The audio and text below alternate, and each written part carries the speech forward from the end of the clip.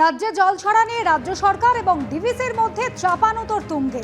উল্টোডাঙ্গায় DVC অফিসের সামনে বিক্ষোভ তৃণমূল কংগ্রেসের। শুধু 18 তারিখ 5 বার জল ছেড়েছে ডিভিসি। মাত্র 3 ঘন্টার নোটিসে 5,30,000 কিউসেক জল ছেড়েছে ডিভিসি। অভিযোগ রাজ্যের কৃষিমন্ত্রী শোভনদেব চট্টোপাধ্যায়।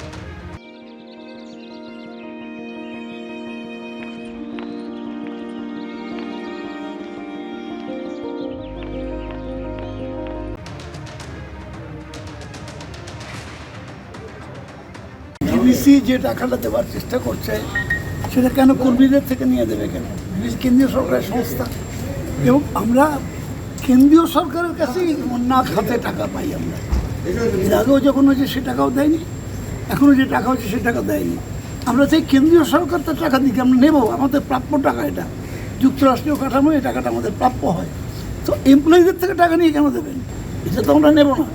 কর্মচারীরা আলাদাভাবে দিতে পারে, ইচ্ছে করলে দিতে পারে, আমরাও দিতে পারি, ইচ্ছে করলে সরকারের রিলিফ ফান্ড আছে দিতেই পারি। কিন্তু যে ডিভিসি একেবারে অবৈজ্ঞানিকভাবে জল ছাড়ার জন্য একদিনে 5 বার জল ছেড়েছে, 5,30,000 কিউসেক জল ছেড়েছে একদিনে, আর মোট 3 দিনে 8,27,000 কিউসেক জল ছেড়েছে। এটা কোনো রিজনেবল নয়। 3 ঘন্টার নোটিসে 3 ঘন্টার নোটিসে আমরা আমফান মোকাবেলা করেছি, ইয়াস মোকাবেলা করেছি, আমরা সেফ শেল্টারে নিয়ে গিয়ে তাদের রাখতে পেরেছি, খাবার জল সব কিছু আগে থেকে ব্যবস্থা করতে পেরেছি। কিন্তু জলের নিচে চলে গেছে মাইলের পর মাইল, গ্রামের পর গ্রাম। 2 মাসের জন্য ধর্মতলা চত্বরে মিটিং, মিছিল, জমায়েতে নিষেধাজ্ঞা জারি করলো কলকাতা পুলিশ। আগামী 2 মাস ধর্মতলা চত্বরে 5 জনের বেশি জমায়েতে না কলকাতা পুলিশের। লাঠি বা অস্ত্র নিয়ে করা যাবে না মিছিল বা বিক্ষোভ। শহরের শান্তি শৃঙ্খলা রক্ষায় পদক্ষেপ। 25শে সেপ্টেম্বর থেকে 23শে নভেম্বর 2024 পর্যন্ত ধর্মতলা চত্বরে 163 ধারা জারি। বিজ্ঞপ্তি জারি করা হয়েছে কলকাতার পুলিশ কমিশনার মনোজ বর্মার নামে। এই সেই বিজ্ঞপ্তি দেখতে পাচ্ছেন, যেখানে মনোজ বর্মা কলকাতা পুলিশের কমিশনার, তার সই রয়েছে, যেখানে আগামী 2 মাস অর্থাৎ 60 দিন ধর্মতলা চত্বরে মিটিং, মিছিল, জমায়েতে নিষেধাজ্ঞা জারি করা হয়েছে।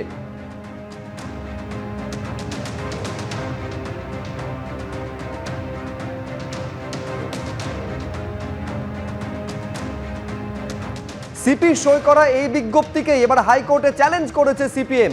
এই বিজ্ঞপ্তিকে চ্যালেঞ্জ করে মামলা করেছে সিপিএম। আরজিকর কাণ্ডের প্রতিবাদ ঠেকাতে সমাবেশ কি বন্ধ করতে চাইছে পুলিশ? দুর্গাপুজোয় কি তাহলে মানুষ রাস্তায় বেরোবে না? মণ্ডপে বসে গল্প করাও কি এবার নিষিদ্ধ? প্রশ্ন মামলাকারীর। সৌভিক মজুমদার আমাদের প্রতিনিধি আরো বিস্তারিত বলবেন এই নিয়ে। তার মানে সৌভিক, একেবারে সিপি সই যেখানে রয়েছে, যে বিজ্ঞপ্তি জারি হয়েছে গতকালকের তারিখে, সেই বিজ্ঞপ্তিকে চ্যালেঞ্জ করেছে সিপিএম কলকাতা হাইকোর্টে। তাদের কি যুক্তি? দেখো, এখানে সিপিআইএমের যুক্তি হচ্ছে যে এই গোটা বিষয়টাতে তারা কিন্তু অশনি সংকেত দেখছেন এবং তাদের বক্তব্য হলো যে একেবারে উদ্দেশ্যপ্রণোদিতভাবে এই ধরনের একটা বিজ্ঞপ্তি দেওয়া হয়েছে। তার কারণ যে আরজিকর কাণ্ডের যে প্রতিবাদ হচ্ছে, যে মিছিল হচ্ছে, যে আন্দোলনগুলো সংগঠিত হচ্ছে, সেখানে অনেক ক্ষেত্রেই দেখা যাচ্ছে তার যে চূড়ান্ত গন্তব্যস্থল সেটা কিন্তু ধর্মতলা। ফলত এই ধর্মতলা এলাকাতে যাতে কোনো ধরনের মিটিং, মিছিল বা প্রতিবাদ সভা সংগঠিত না হতে পারে, তার জন্যই এই ধরনের একটা বিজ্ঞপ্তি দেওয়া হয়েছে, যেটা আগে 144 ধারা ছিল এবং যেটা বর্তমান বিএনএসএস এর 163 নম্বর ধারা। ফলত সেই অনুযায়ী ওই অঞ্চলে কোনো ধরনের 5 জনের বেশি লোক তারা একত্রিত হতে পারবেন না। এটা আইনজীবীদের ব্যাখ্যা।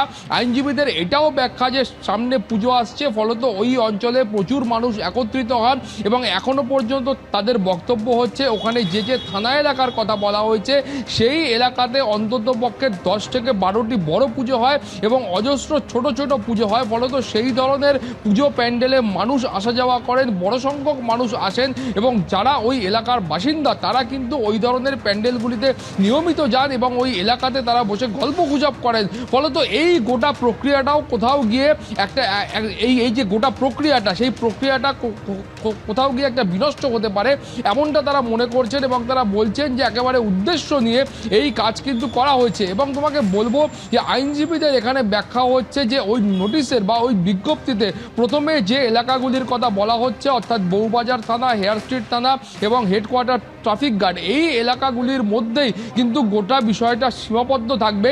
কিন্তু আইনজীবীদের আরও ব্যাখ্যা হচ্ছে যে এই বিজ্ঞপ্তির একেবারে নিচের দিকটা তুমি লক্ষ্য করলে দেখতে পাবে যে সেখানে বলা হয়েছে সমস্ত ডিসি অফিস এবং তার পাশাপাশি কলকাতা পুরসভাতেও এই বিজ্ঞপ্তি পাঠাতে হবে। এখানে আইনজীবীদের ব্যাখ্যা হচ্ছে যে তিনটি এলাকার কথা বলা হয়েছে অর্থাৎ বউবাজার থানা, হেয়ার স্ট্রিট থানা এবং তার পাশাপাশি হেডকোয়ার্টার ট্রাফিক গার্ড, সেই এলাকাগুলির ক্ষেত্রে তারা বুঝতে পারলেন যে এখানে 163 ধারা বলবৎ রয়েছে।